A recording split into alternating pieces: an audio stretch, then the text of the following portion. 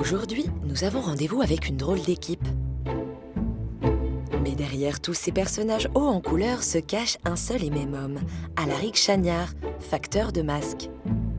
Grand passionné, il en fabrique au gré de ses recherches personnelles, de pièces de théâtre et autres performances artistiques.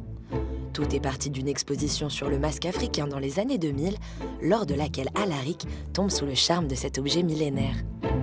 Et là, je suis tombé nez à nez, je dirais, avec le masque. Et tout d'un coup, ça m'est paru évident qu'il y avait quelque chose de magique, d'extraordinaire dans cet objet-là. De nombreux voyages à travers le monde nourrissent sa connaissance de l'objet dans différentes civilisations. Il apprend ensuite auprès d'un sculpteur de masques et s'oriente vers le masque de scène. Pour commencer, petit panorama des différents types de masques de scène. Ça, c'est un masque entier. Donc un masque comme ça, ça va être difficile pour un comédien qui a du texte, ça va être difficile pour un personnage qui tient très longtemps sur scène. Donc c'est plutôt pour une apparition. Après, il y a les demi-masques qui, du coup, permettent là, voilà, d'avoir du texte, de parler. Il faut qu'il y ait une certaine neutralité pour pouvoir laisser au comédien la possibilité de faire des variations. Il y a des plus petits masques, comme le Neju, par exemple, qui suffisent à transformer totalement la morphologie et puis totalement la personne. Voilà. Donc ça, c'est un petit nez lèvre. Le masque, pour moi, c'est pas un accessoire. C'est autre chose, c'est pas accessoire. L'objet masque est comme une caisse de résonance qui va amplifier l'ensemble des éléments qui sont autour de lui, notamment le corps, parce que comme le visage est figé par le masque, toutes les émotions vont passer par des attitudes corporelles. Et donc, du coup, ça rend le corps très expressif.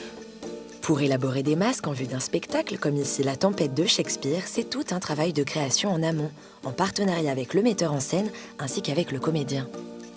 Tous mes masques, ils sont adaptés à la morphologie d'un comédien. Donc on commence à l'atelier par faire une prise d'empreinte pour que j'ai vraiment la forme exacte de son visage.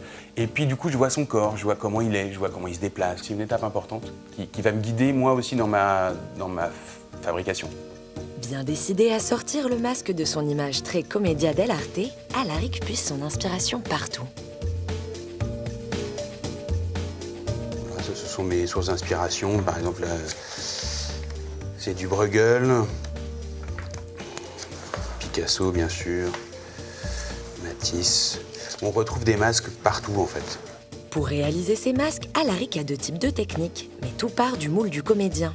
Il peut faire un tirage à partir d'un moule creux en plâtre. On a la forme en creux du masque. Donc ça, c'est le négatif. Et après, l'idée, c'est de tirer un positif de ce négatif. Donc moi, ce que j'utilise, c'est des choses assez simples, hein, des matières assez naturelles. Donc c'est papier, un papier un peu épais, et puis tarlatane. Ou alors, il le sculpte sur bois. Donc là, j'ai ma tête de comédien, et l'idée, c'est de faire correspondre l'intérieur du masque avec la tête du comédien.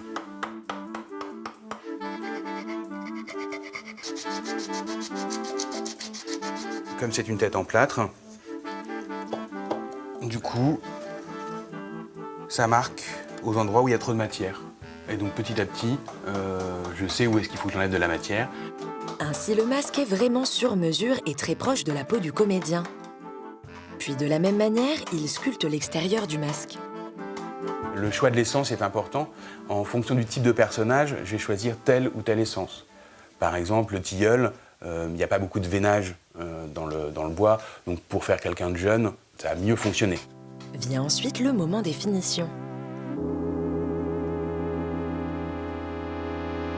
Membre de l'association des créateurs de masques, Alaric Chagnard se bat pour montrer la diversité de cet objet passionnant et défendre sa place dans le théâtre et les arts contemporains. C'est très bien la tradition, mais c'est ça qui est intéressant, c'est de réinventer des choses qui puissent faire écho à la création actuelle, au théâtre contemporain. Et je pense que le masque peut avoir sa place dans un théâtre contemporain, vraiment. Il faut arriver à convaincre les metteurs en scène de venir s'emparer de cet objet-là, qui est vraiment cette co-construction avec le créateur de masques. Ça oui, le masque n'a pas dit son dernier mot, et ceux d'Alaric n'ont qu'une hâte qu'on leur donne vie.